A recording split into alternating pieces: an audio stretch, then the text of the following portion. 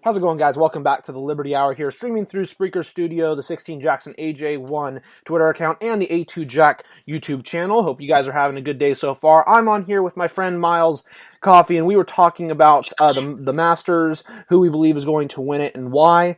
I want to say Tiger, and I really do, because that would complete the greatest comeback, but part of me wants to save it for the U.S. Open because I am going to the U.S. Open. I actually just got tickets. I went to Dillon Beach this last week, and while I was over there, I got some tickets to the U.S. Open with my family, and managed to get a Airbnb, which was nice.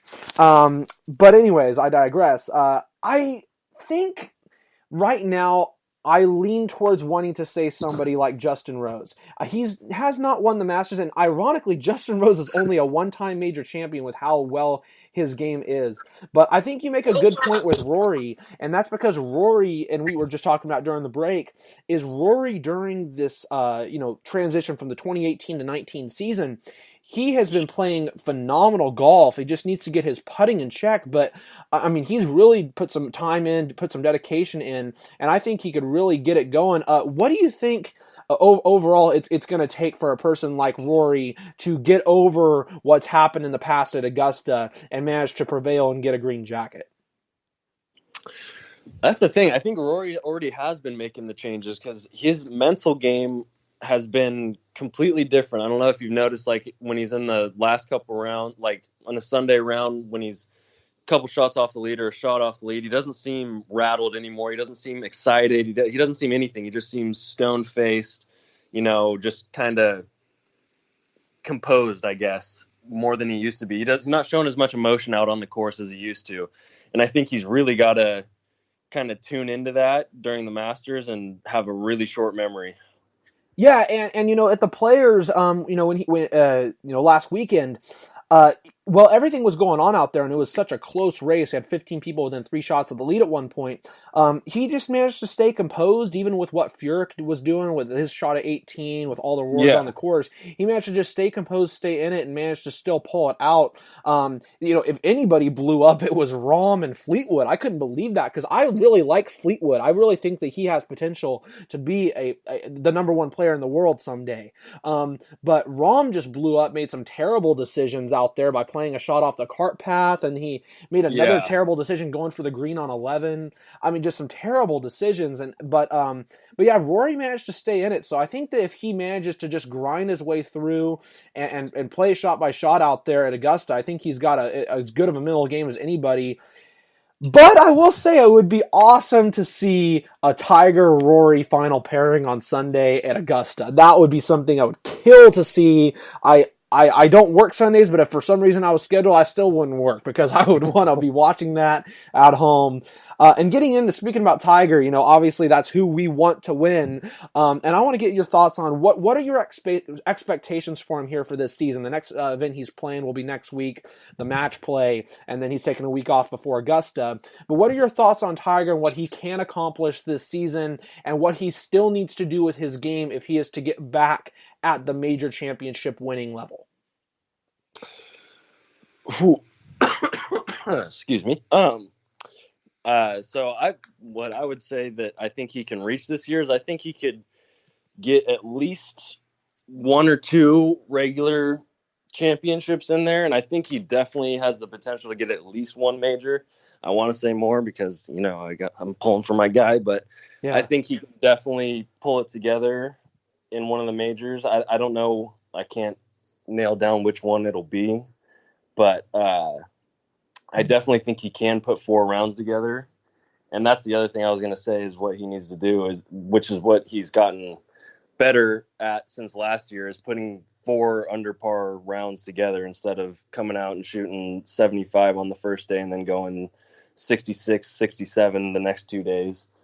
I think his putting needs to be locked down a little bit more. Yeah. Because I know he's back with old Trusty again, but I think he needs to find something in that to give him the confidence back that he had, because he's just so spotty. 1 week he's got it, 1 week he doesn't have it with the putter. Ball striking is never really an issue with him.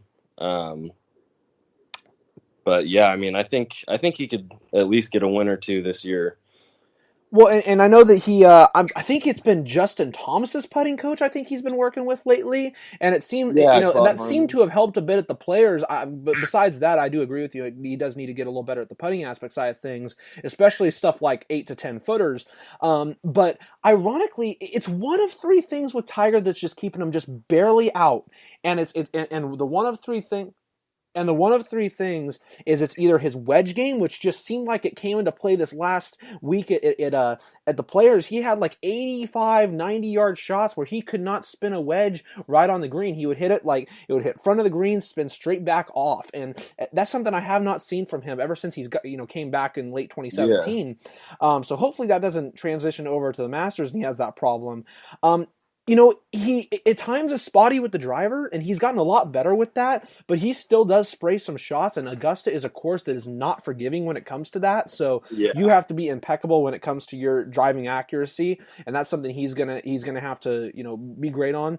But honestly, what I think it comes down to at Augusta for Tiger is he always in the years where he has made a run in the past, like 2011 and like I want to say 2013, 2009, in those years where he did make a run at trying to get back and take the lead or at least tie the lead, he would put together a very solid front nine, and it would be like 4 or 5 under par, would get tied for the lead. I think at some points he even actually took the outright lead. But it was just something about that back nine that he can't quite get through on Sunday. He seems it's like he can't do better than 1 under par through like the first 6 holes, which are the scoring holes there at Augusta on that back side. And those are some, obviously, Amen Corner is a super tough stretch of golf, but 13 presents some great opportunities. If you get the green in 2, you're almost making a guaranteed birdie. Yeah. He just, for some reason, can't seem to get past that. I think if he's going to win the Masters, depending on where he's at, obviously, on Sunday, he's going to have to shoot like 33 on the back side, because that's what it comes down to is the Masters isn't won until the back nine on Sunday, and that's something I think he still has to get through. Yeah, I agree.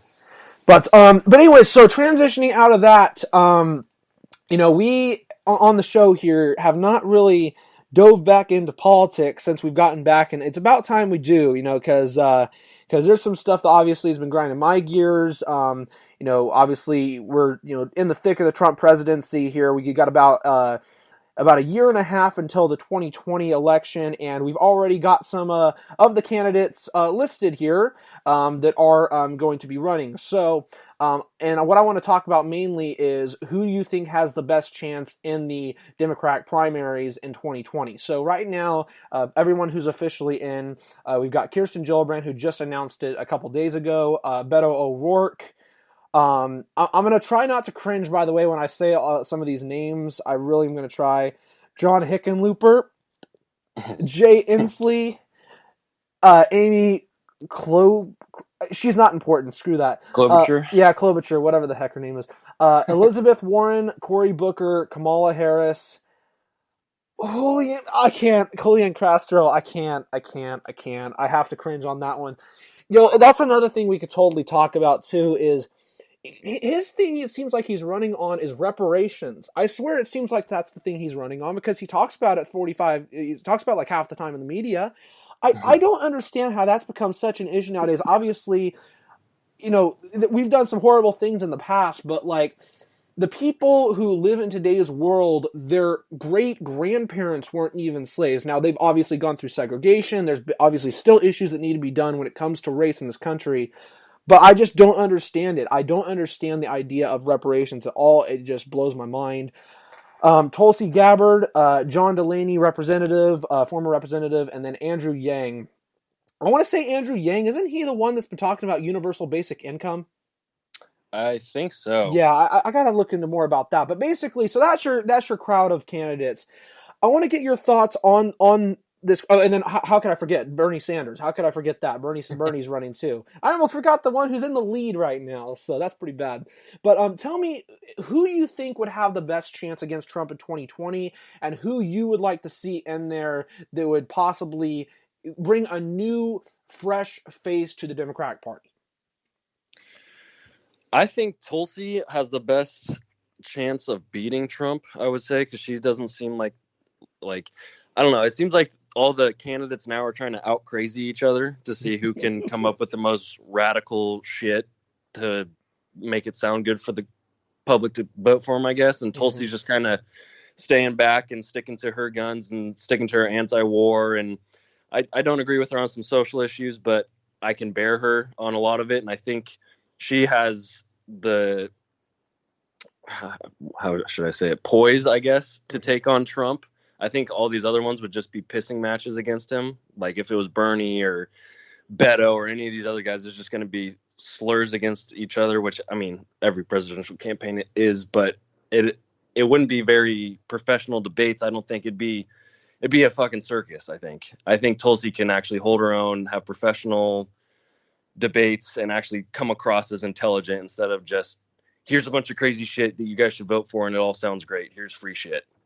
You know, you made an interesting point there about Tulsi, which is the fact that she's not as combative as everybody else. And I think that that strikes a chord with some people because everybody, when it comes down to it, even if they're not involved in politics, they just want to see people yelling at each other and stuff like that. She would bring a new face of respect, I think, in because even though she would hit Trump on some of the things, she's not a person to get really combative. I mean, I saw her on The View and tried not to lose my mind when Meghan McCain tried to talk to her about her view on Syria.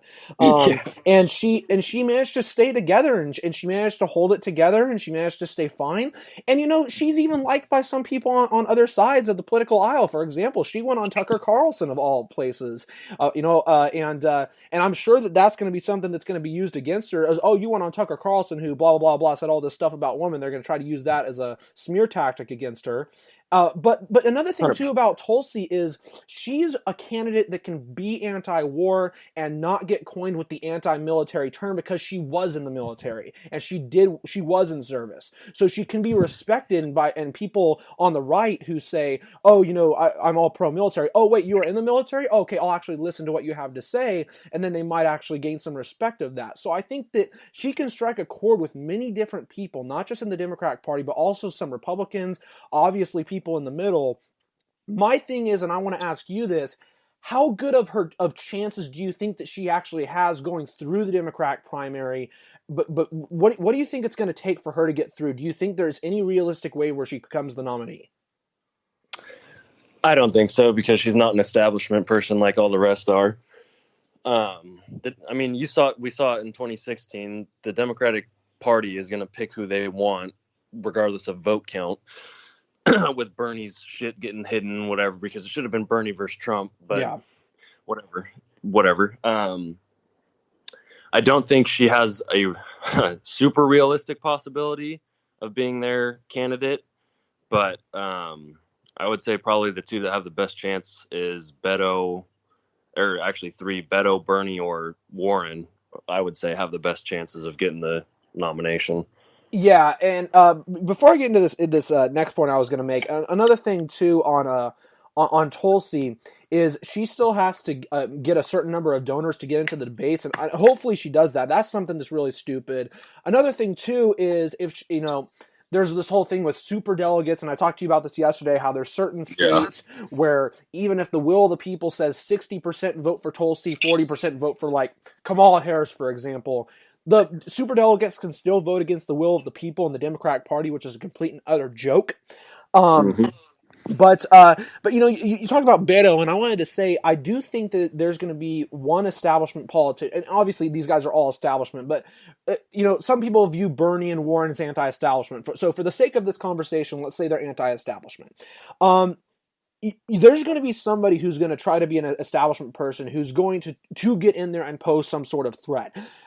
You say Beto, and I think Beto is probably the more establishment out of the three of them you just said. I think Kamala, which would not be good at all because of what her record is when being Attorney General of California, they're going to view her as the minority woman in the race, even though Tulsi's the minority woman. Even though Kamala, with her time as Attorney General, she has prosecuted people for nonviolent drug crimes in her own community, African Americans. She doesn't do stuff that is positive for that community. And I think that Tulsi would be able to actually, like I said, as we said, provide a new light, provide a fresh face. And I hope that she gets in. I think it's still going to take some time. I know I've donated to her. I hope that if you guys get a chance to look at her policy positions, you consider donating. That's the end of part 2. We'll be right back with part 3.